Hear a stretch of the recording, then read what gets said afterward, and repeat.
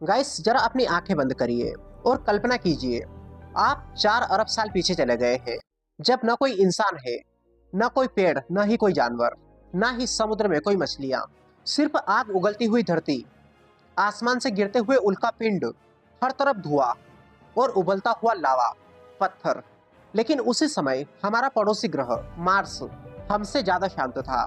वही मार्स जिसे हम आज ठंडा लाल रेगिस्तान बोलते हैं। तो सवाल ये है कि क्या कभी ऐसा समय था जब मंगल पृथ्वी से ज्यादा जीवित था, और अगर हाँ, तो क्या हम वहीं से आए हैं? गाइस, आज जो हमें मार्स दिखता है वो सूखा और बेजान है, लेकिन वैज्ञानिकों के पास ऐसे सबूत है जो ये बताते हैं कि 3.5 से लेकर 4 अरब साल पहले मंगल पर नदियां बहती थी, झीलें थी, शायद समुद्र भी थे, और वातावरण यानी कि एटमॉस्फेयर आज से कहीं ज्यादा मोटा था। नासा के क्यूरियोसिटी रोवर ने 2013 में गेल क्रेटर के अंदर प्राचीन नदी के तल के प्रमाण पाए थे। परसेवरेंस रोवर जो कि 2021 में जेजेरो क्रेटर में उतरा था, उसने भी पुराने नदी डेल्टा के प्रमाण दिए। मतलब क्या? मतलब ये कि मार्स पर कभी बहुत बहता हुआ पानी था, और हम ये जानते हैं कि जहां पर बहता हुआ पानी होता है वहां जीवन की संभावनाएं भी होती है। अब जरा पृथ्वी को देखिए। लगभग 4 अरब साल पहले पृथ्वी पर लगातार उल्का पिंड गिर रहे थे, ज्वालामुखी फट रहे थे, सतह स्थिर नहीं थी। कुछ वैज्ञानिकों का मानना है कि उस समय मार्स पृथ्वी से ज्यादा हेबिटेबल हो सकता था, और यही से फिर एक विचार जन्म लेता है, क्या लाइफ पहले मार्स पर शुरू हुई और फिर किसी तरीके से पृथ्वी पर आ गई? क्या जीवन ने मंगल से पृथ्वी तक यात्रा की? और यहीं पर एक सिद्धांत का विचार आता है, पेंसपर्मिया, जो कहता है कि जीवन एक ग्रह से दूसरे ग्रह तक उल्का पिंडों के जरिए जा सकता है। और ये कोई कल्पना नहीं है, हमारे पास आज ऐसे पत्थर है जो मंगल से आए हैं। 1996 में एक मशहूर मेटेरॉइड जिसका नाम था ALH 84001, जो अंटार्कटिका में मिला था, वैज्ञानिकों ने घोषणा की कि ये मार्स से आया है। कुछ वैज्ञानिकों ने उसमें माइक्रोस्कोपिक स्ट्रक्चर्स देखे जो बैक्टीरिया जैसे लगते थे। नासा ने उस समय इसे बहुत बड़ी खोज बताया था। हालांकि बाद में वैज्ञानिक समुदायों में बहस हुई, और आज भी ये पूरी तरीके से साबित नहीं हुआ कि ये सच में फॉसिल था। लेकिन फिर इससे इस बात की संभावना मजबूत हुई कि मार्स के पत्थर पृथ्वी तक पहुंचते हैं। अब सोचिए, अगर पत्थर आ सकते हैं तो क्या उनके अंदर माइक्रोस्कोपिक लाइफ भी आ सकती है? लैब प्रयोग बताते हैं कि कुछ बैक्टीरिया एक्सट्रीम रेडिएशन और वैक्यूम में जीवित रह सकते हैं। इसी को लेकर इंटरनेशनल स्पेस स्टेशन पर भी एक्सपेरिमेंट्स हुए, जहां कुछ सूक्ष्मजीव खुले अंतरिक्ष में सीमित समय तक जीवित रहे। तो पॉसिबिलिटी है, लेकिन पूरा सबूत अभी हमारे पास नहीं है। और यहीं पर फिर एक और विचार आता है कि अगर इंसान मार्स से आए होते तो हमारी टेक्नोलॉजी कहाँ गई? हमने फिर से आग को क्यों खोजा? पहिया क्यों इन्वेंट किया? हम स्टोन टूल्स से क्यों शुरू हुए?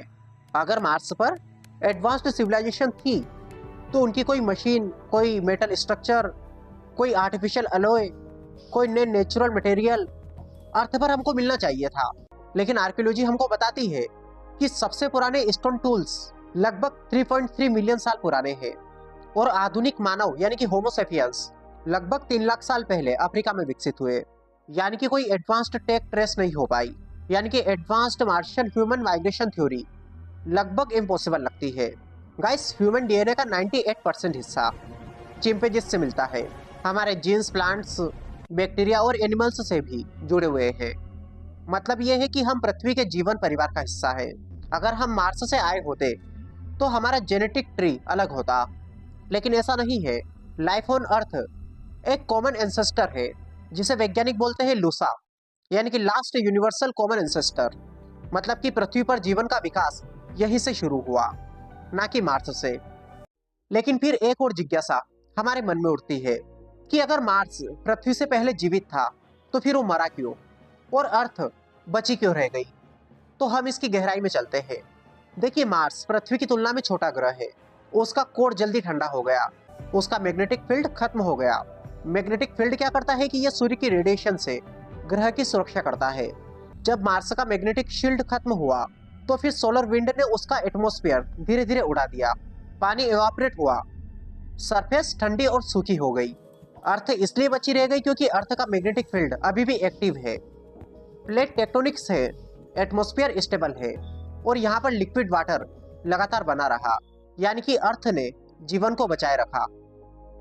आज के साइंटिफिक एविडेंस के अनुसार मार्स पर कभी पानी था, ऑर्गेनिक मॉलिक्यूल्स मिले हैं, हो सकता है वहां पर जीवन हो, लेकिन लाइफ का डायरेक्ट फॉसिल प्रूफ हमको नहीं मिला। इंटेलिजेंट सिविलाइजेशन का कोई प्रमाण वो भी आज तक हमको नहीं मिला। हमारे पास ह्यूमन मार्स ओरिजिन का कोई जेनेटिक एविडेंस अभी तक नहीं है। और इससे कंक्लूजन ये निकलता है कि हम मार्स से नहीं आए। हालांकि कहानी यहाँ पर खत्म नहीं होती।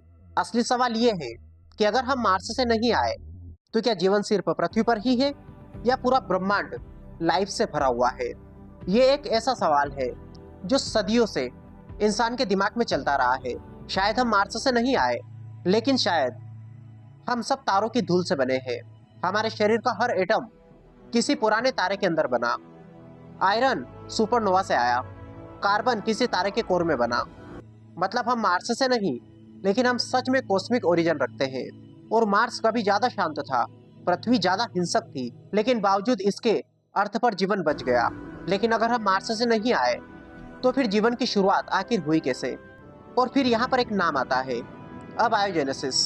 ये वो प्रोसेस है जिसमें निर्जीव रसायनों से पहली बार जीवित कोशिका बनी। ये कोई जादू नहीं था, ये लाखों करोड़ों साल की रासायनिक प्रक्रियाओं का परिणाम था। 1953 में अमेरिका के दो वैज्ञानिक स्टैनले मिलर और हेरोल्ड उरे, इन दोनों ने एक प्रयोग किया। इन्होंने एक कांच के बंद सिस्टम में पानी, मीथेन, अमोनिया और हाइड्रोजन गैस डाली। फिर उसमें बिजली जैसी चिंगारियां पैदा की, ठीक वैसे ही जैसे आदिम पृथ्वी पर बिजली गिरती थी।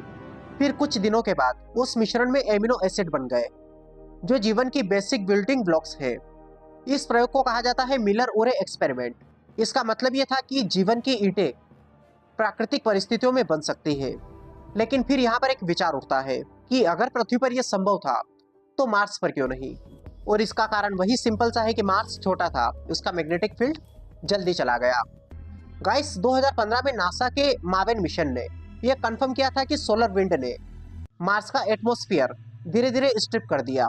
पहले एटमॉस्फेयर गया तो सरफेस रेडिएशन बढ़ गई, लिक्विड वाटर अनस्टेबल हो गया। यानी अगर वहां पर माइक्रोबायल लाइफ भी थी तो या तो खत्म हो गई या तो अंडरग्राउंड चली गई। आज भी वैज्ञानिक मार्स के नीचे 1-2 किलोमीटर गहराई में लाइफ की संभावनाएं तलाश कर रहे हैं। Perseverance rover rock samples collect कर रहा है जिनको 2030 तक पृथ्वी पर लाया जा सकता है। और इस मिशन का नाम है मार्स सैंपल रिटर्न मिशन। यह मिशन काफी महत्वपूर्ण है क्योंकि अगर इसमें फॉसिलाइज्ड बैक्टीरिया मिला तो हमें पहली बार पता चलेगा कि लाइफ सिर्फ पृथ्वी तक सीमित नहीं है। हम इंसान हमेशा खुद को स्पेशल मानना चाहते हैं, इसलिए हमें यह विचार पसंद आता है कि शायद हम कहीं और से आए हैं। यह हमें कॉस्मिक फील देता है। लेकिन साइंस ईगो से नहीं चलती, साइंस एविडेंस से चलती है। और एविडेंस क्या कहता है कि ह्यूमन इवोल्यूशन अफ्रीका में हुई। फॉसिल रिकॉर्ड साफ है, जेनेटिक ट्री साफ है। ऐसी कोई गैप हमको नहीं मिली जहां मार्स से आए हुए एडवांस्ड बींग्स फिट हो सके। और हो सकता है हम मंगल से नहीं आए, लेकिन इसकी संभावनाएं काफी अधिक है कि हम भविष्य में मार्स पर जाएंगे जरूर। फिर इस थ्योरी के बारे में आप क्या सोचते हैं? अगर ये वीडियो आपको सोचने पर मजबूर करता है तो यही इसका मकसद था, क्योंकि असली नॉलेज वही है जो आपको शांत कर दे और अनंत सोच में डाल दे। फिर वीडियो पसंद आए तो इसे लाइक करिए, चैनल पर रहे हो चैनल को सब्सक्राइब कर लीजिए। Wish all the very best, thank you so much.